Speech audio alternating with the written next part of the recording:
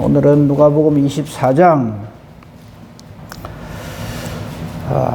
13절부터 35절까지 우리가 흔히 말하는 엠마오로 가는 두 제자에게 예수님께서 나타나셔서 예수님의 부활을 증거하신 그 내용을 살펴보겠습니다. 어제 살핀 말씀 중에 예수님 부활하신 첫 번째 부활절에 우리 인간들은 참 하나님 말씀 잘 안 들어요, 안 믿어요. 그리고 자기 생각을 가지고 자꾸 하나님을 믿는다고 그런 착각을 해요. 그것만 잠깐 살펴보겠습니다. 24장 1절 보십시오. 안식 후 첫날 새벽, 이거는 우리가 지금도 정말 감사하며 하나님께 영광을 돌리며 지키고 있는 부활절이죠. 이 부활절, 첫 번째 부활절, 처음 예수님께서 부활로 승리하신 그 새벽에 어느 한 인간도 사셨네, 예수 다시 사셨네 하는 인간이 없어요. 전부 자기 생각으로 돌아가신 예수님을 어떻게 우리가 할까 이 생각을 합니다. 신약성경 138페이지입니다. 그런데 그나마 여자들 몇 사람이 예수님 무덤을 찾아갑니다. 이것부터 벌써 잘못됐죠. 아이고, 이 꼭두 새벽에 이 여자들이 겁도 없이 예수님 그 몸에 향품을 바르려고 이 열정이 얼마나 대단한가. 우리는 자꾸 그걸 생각하는데 얼마나 이 사람들의 열정이 대단한가가 아니라 부활하신 주님을 놓고 자꾸 산자를 죽은 자 가운데 찾는 거예요. 오늘날 우리의 신앙도 그렇게 되면 곤란합니다. 우리가 예수님과 함께하고 예수님을 만나고 예수님 말씀을 들어야지 사람 보러 오고 사람 찾으러 오고 사람 말을 듣고 이러면 안 돼요. 그러니까 이 얼마나 허망합니까? 이 사람들, 이 여인들이 참 열심은 대단하고 참 그거 한데 엉뚱한 짓을 하는 거죠. 헛짓을 하는 거죠. 그죠? 그런 거 조심해야 되고. 그 다음 또 하나, 이제 베드로 12절에 보십시오. 베드로는 이 여자들의 말을 듣고 예수님 부활하셨다 하는 메시지를 듣고 쫓아는 갑니다만요. 사실 이 당시에 이 사도들조차도 안 믿어요. 11절을 보십시오. 이 여인들의 말이 허탄한 듯이 들려 믿지 아니한다. 허탄한 듯이 들린다는 말이 무슨 말입니까? 지인의 이야기다. 거짓말이다. 무슨 죽은 사람이 살아? 이거죠. 죽은 사람이 삽니까? 못 삽니까? 과학적으로는 못 살죠. 죽었는데 어떻게 다시 살아요? 근데 다시 묻습니다. 죽은 사람이 삽니까? 못 삽니까? 살죠. 예수 이름으로. 그걸 신앙이라 합니다. 그죠? 베드로에 대한 오해, 어제 잠깐 말씀을 드렸는데, 이제 우리가 요한복음을 한번 볼까요? 요한복음 21장에 보면, 신약성경 183페이지입니다. 여기 보면, 이제 베드로가 이 부분은 좀 사람들에게서 좀 억울한 부분이 있어요. 이제 제가 어제도 말씀드렸습니다만요. 베드로를 맹비난을 해요. 이 장면을 놓고. 그게 뭐냐면 21장 그게 그 2절에 보면 베드로하고 도마하고 나다나엘하고 세베대의 아들들, 즉 야고보 요한이겠죠. 그리고 또 다른 제자도 둘이나 있어요. 자그마치 12제자 중에 한 명은 가룟 유다는 불서 있게 예수님 팔고 그래서 죽어버렸고, 적어도 나머지 11제자 중에 반 이상이, 그렇죠, 한 6, 7명 되는 이 제자들이 갈릴리로 내려가요. 그러면서 3절에 보면 시몬 베드로가 나는 물고기 잡으러 간다 이래요. 이걸 가지고 베드로를 맹비난해요. 예수님 부활하셨는데 말이지. 원래 자기 생업으로 돌아갔다고. 예수님의 부활의 소식을 듣고도 이런 식으로 자기 물고기 잡던 거 그대로 간다고 막 비난을 하고, 베드로뿐만 아니라 다른 제자들도 그들이 우리도 함께 가겠다 이래 했다 이거죠.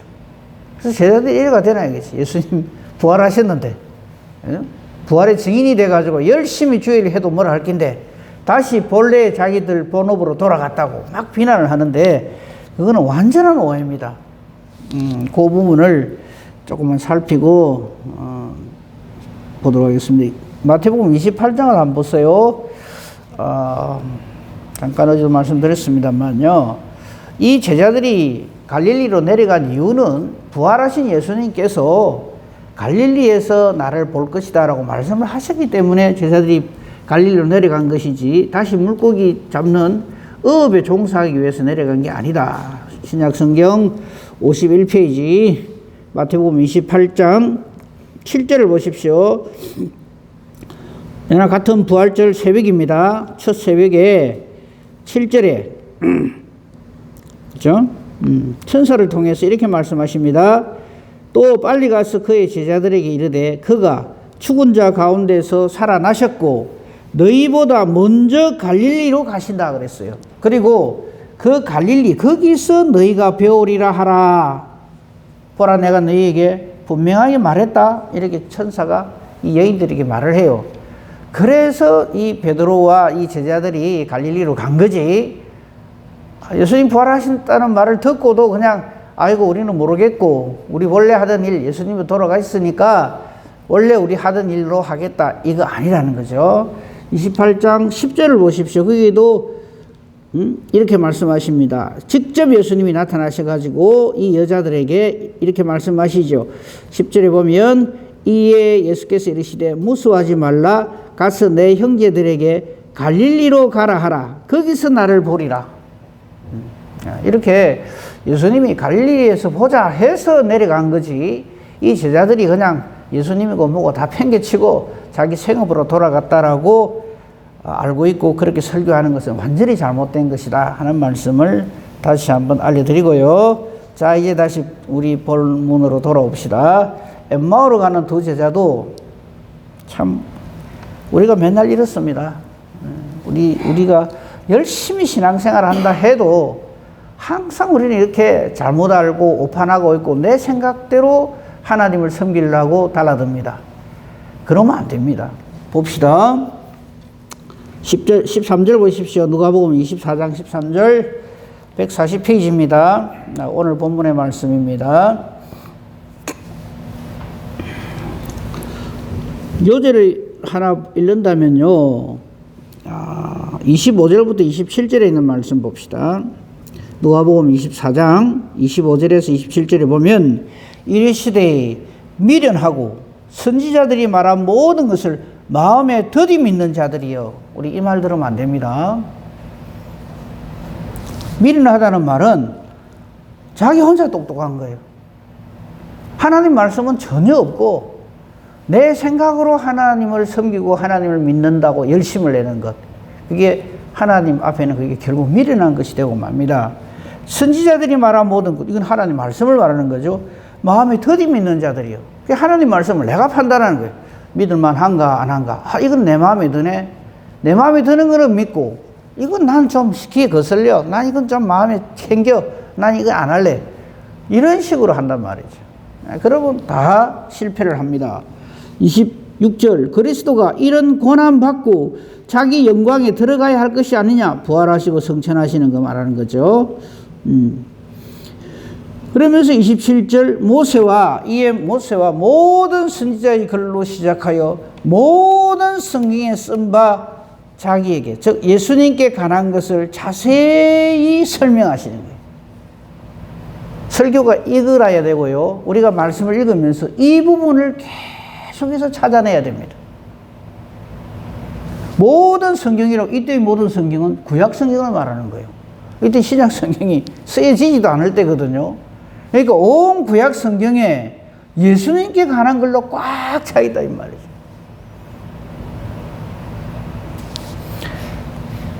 자, 요 이제 우리가 요절로 읽고요. 자, 상황을 한번 봅시다. 13절 보십시오. 그날에, 이 그날이란 말은 부활하신 그 첫날에 이 제자들 중에 예루살렘에서 25리 떨어져 있는 엠마오라 하는 마을로 가는, 25리니까 지금 10km 되겠죠. 25리 되는 엠마오라 하는 마을로 가면서 이 두 사람이 이 모든 된 일을 서로 얘기하는 거예요. 이런 코미디가 없어요. 나중에 보면 알겠습니다만, 예수님 부활하셨어요. 이 소식을 들은 제자들 중에 두 사람이 엠마오라 하는 마을로 이제 걸어가게 됐다 이 말이죠. 근데 그때 예수님께서 함께 동행하시면서 일어난 에피소드입니다. 그죠? 근데 이 두 사람이 이제 엠마오로 가면서 14절, 이 모든 된 일을 서로 얘기하더라. 그죠? 두 사람이 서로 얘기를 해요. 그러니까 서로 자기 생각을 말하겠죠. 누가 이길까요? 목소리 큰 사람이 이깁니다. 내가 더 많이 들었다. 그런 거는 내가 더 잘한다, 니보다. 이러면서 둘이 서로 얘기를 하면서 내려가고 있어요. 그런데 예수님께서 이들과 함께 해 주십니다. 그게 15절입니다.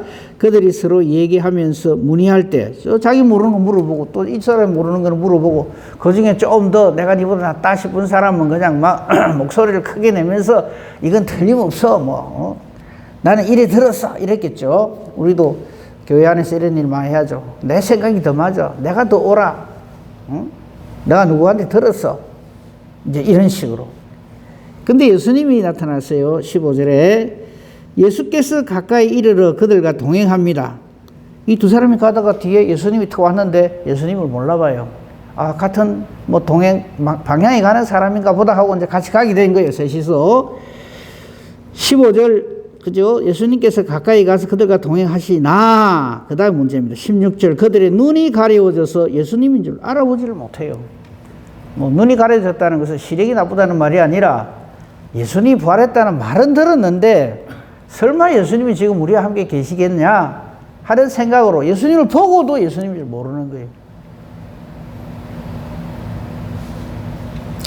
그래서 우리 눈을 열어서 하나님의 기이한 법을 깨달아 알게 하기 전까지는 우리는 전부 우리 생각으로 영적 소경이 되어 있어요. 자기 생각이 최고래요. 자기가 생각하고 있는 게 진리래요. 이게 맞대요. 그게 우리 인간의 한계입니다.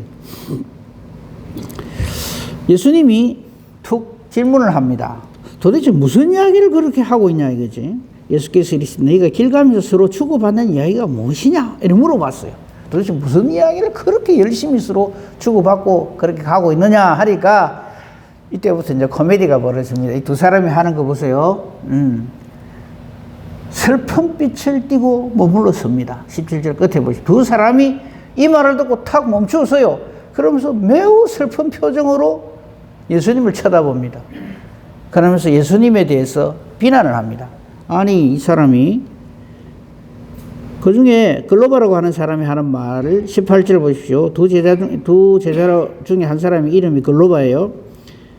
아니 당신이 지금 예루살렘에 체류하면서 지금 예루살렘에서 이제 나왔으니까 같이 가고 있으니까 아니 요즘 거기서 된 일을 혼자만 알지 못하느냐. 아니 당신 그 말을 몰라요? 온 예루살렘이 지금 발칵 뒤집혔는데 이 말이죠.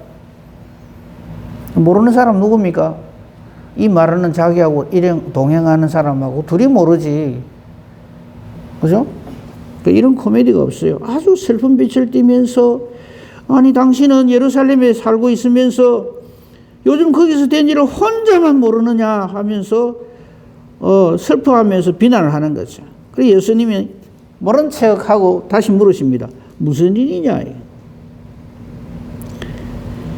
아주 이때부터 19절부터요 24절까지 6절에 걸쳐서 이 글로버가 막 열변을 토합니다. 침을 튀기면서 이야기했겠죠. 예수님 앞에 놔놓고 뭐라고 얘기합니까? 나사렛 예수의 일이다. 그는 하나님과 모든 백성 앞에서 말과 일에 능하신 선지자인데 우리 대제사장과 관리들이 사형 판결에 넘겨져 십자가에 못 박았어. 다 맞아요. 다 맞아요. 틀린 말 하나도 없어요. 그러니까 이 글로버라고 하는 사람은 다 알죠. 그러나 하나도 모릅니다. 우리가 하나님을 이래 하거든.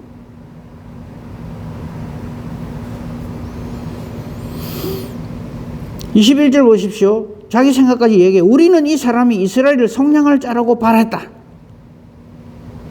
이뿐 아니라 이 일이 일어난 지가 사흘째인데 3일 만에 부활하셨는데 그러니까 우리는 이 사람에 대해서 굉장히 기대를 하고 참 이분이 하는 일도 하고 말씀도 정말 좋고 능력도 많고 이적도 많이 베풀고 우리는 이분이 하나님의 아들인 것을 확실하게 믿었는데, 그래서 우리 이스라엘을 구원해 줄 자라고 믿었는데 막 죽어버렸다.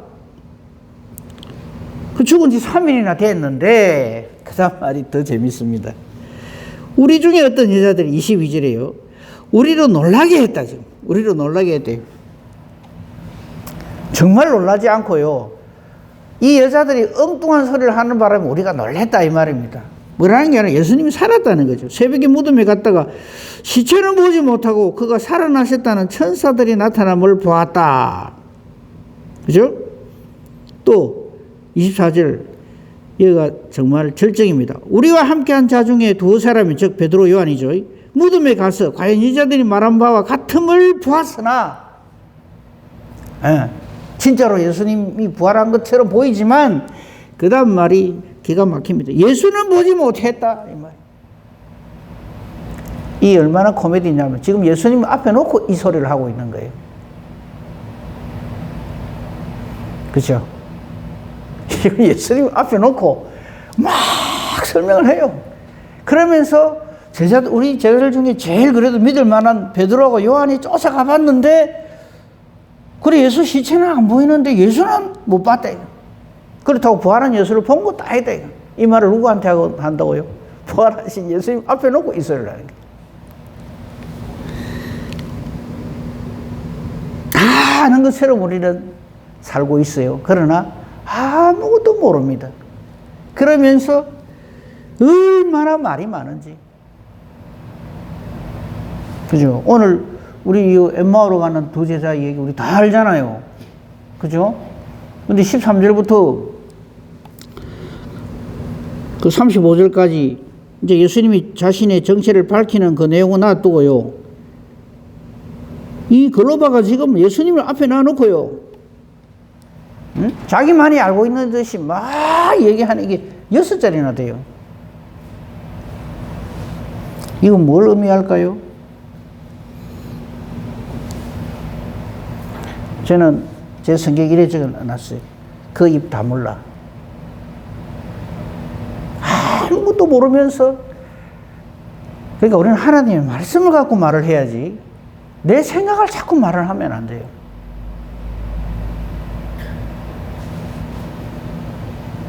그러면서 내 의견에 반대하는 사람한테 얼마나 합니까?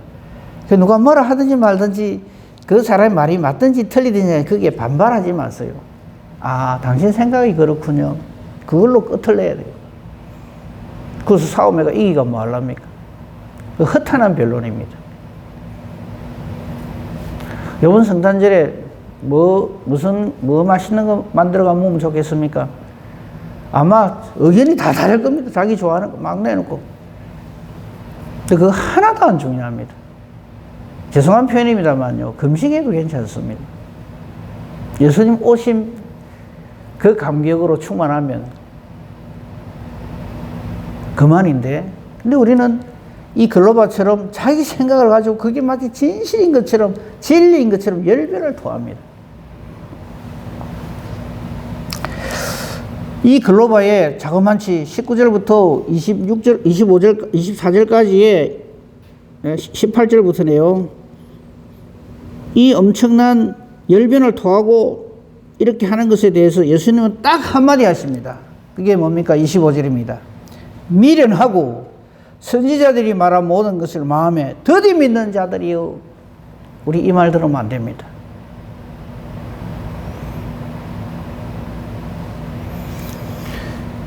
맹비난을 하고 예수님께서 그냥 탁 돌아서면 어느 누가 주님 앞에 서겠습니까? 그러나 우리 주님은 엠마오로 가는 두 제자에게 나타나심 그 자체가 이들을 사랑하시고 은혜를 베푸신다 하는 뜻으로 우리는 여기서 깨달아 알 수가 있죠. 그게 26절입니다. 그리스도가 이런 고난을 받고, 즉 십자가를 지시고요, 자기의 영광에 들어가야 할 것이 아니냐. 그죠? 예수님이 육신을 입고 이 땅에 오셔서 우리 죄를 지시고 십자가에서 대신 죽음을 죽으시고, 그리고 부활하시고, 지금 여기까지죠. 부활하신 것까지. 그리고 얼마 안 있으면 승천하시죠. 40일 후에. 그리고 언젠지는 모르지만 반드시 재림하시죠. 이걸 우리 확신을 하고 신앙생활을 해야 되는 겁니다. 그러면서 이것에 대한 증거를 27절에 말씀하십니다. 모세와 모든 선지자의 글, 모세의 모든 글은 모세오경입니다. 모든 선지자의 글, 대소선지서를 비롯한 구약성경 전부를 말하는 거죠. 39권이죠. 그 모든 구약성경으로부터 시작해서 모든 성경에 선바 자기에 관한 것을 자세히 설명해 주십니다. 할렐루야, 아멘. 우리의 말씀을 읽는 것이, 우리가 설교하는 것이, 우리가 묵상하는 것이, 이 모든 것이 전부 이거라야 됩니다. 여기 자꾸 뭐 사람 생각 집어넣고 뭐 재미있는 이야기 집어넣고 그러면 안 돼요. 우리끼리 대화할 때는 그럴 수 있지만 말씀을 전할 때는 그러면 안 되는 거예요. 예수님처럼 말씀하신다. 그러니까 이들이 입이 딱 다물어질 밖에요. 완벽한 진리의 말씀을 선포하시니까. 28절, 저들이 이제 엠마오로 거의 다 간 모양입니다. 예수님은 더 가시려고 하는데 저들은 이렇게 말해요. 우리 함께 계십시다. 이 엠마오에 그냥 들어갑시다. 때가 저물어 가고 날이 이미 기울었습니다. 그래서 함께 들어갔습니다. 그리고 거기에서 예수님은 자신을 드러내십니다. 음식 잡수실 때 떡을 가지사 축사하시고 떼어 그들에게 주십니다. 그리고 그들의 눈이 밝아져서 예수님인 줄 알아봅니다. 그죠? 알아본 그 순간에 예수님은 보이지 아니했다고 성경은 기록을 하고 있습니다.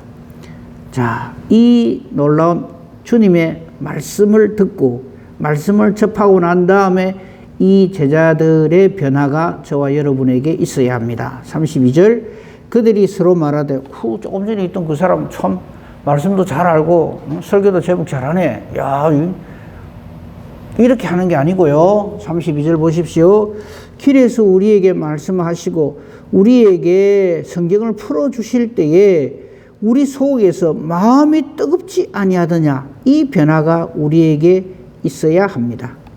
31절의 은혜를 누려야 됩니다. 우리의 눈이 밝아져서 예수님을 알아봐야 됩니다. 말씀을 들을 줄 알아야 됩니다.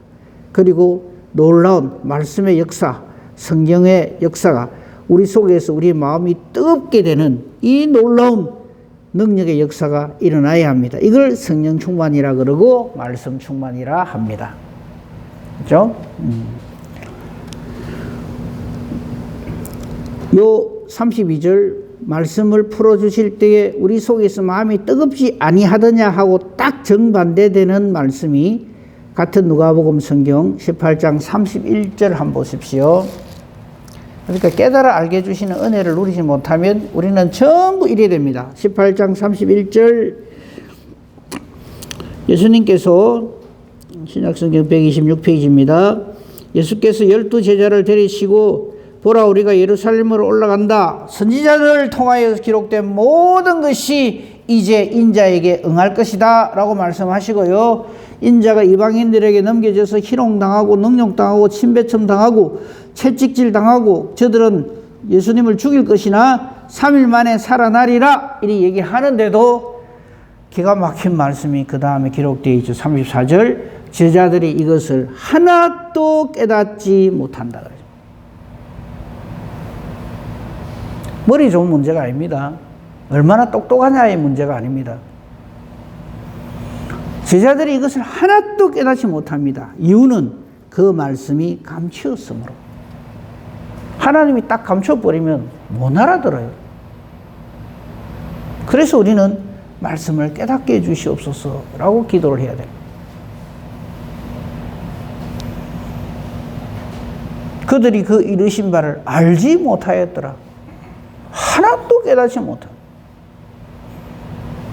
믿지 못하는 거죠. 그랬던 이 제자들이 이 엠마오의 두 제자에게 임한 은혜가 이들에게 임하게 되죠.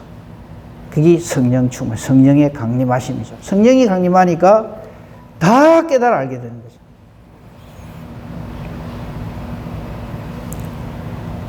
그래서 그 성령이 임한다는 것은 하나의 뭐 신앙생활 하다 보니 어쩌다 일어나는 한 이벤트가 아닙니다. 이거 모르면요 예수의 증인이 될 수가 없어요. 베드로 보십시오. 그렇게 부인하고 그렇게 예수님 하시는 일에 대해서 사탄 짓을 하던 사람이 성령 딱 강림하고 나니까 말씀의 용사가 돼요. 완전히 말씀의 사람이 되죠. 그거를 보고 예수 믿는다라고 하는 겁니다. 그렇죠? 그러므로 예수를 믿는다는 것은 나의 열심이 어떠함이 아닙니다. 말씀이 내게 들어와서 이 말씀이 나를 완전히 뜨겁게 함으로 내 눈을 밝혀 열어주시고 예수님을 보게 해주시고 그 마음이 뜨거워져서 33절의 역사가 일어나는 거예요. 곧 그때로 바로 일어나서 지금까지 온 10km 왔죠. 25리 왔던 그 길을 되돌아갑니다. 바로 그 밤에. 왜?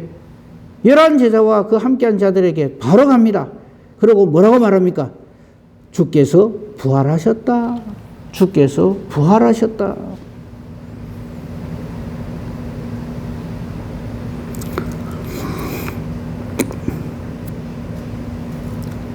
근데 이때도 예수님께서는 이 두 제자에게만 임한 게 아니라 제자들에게도 임했어요.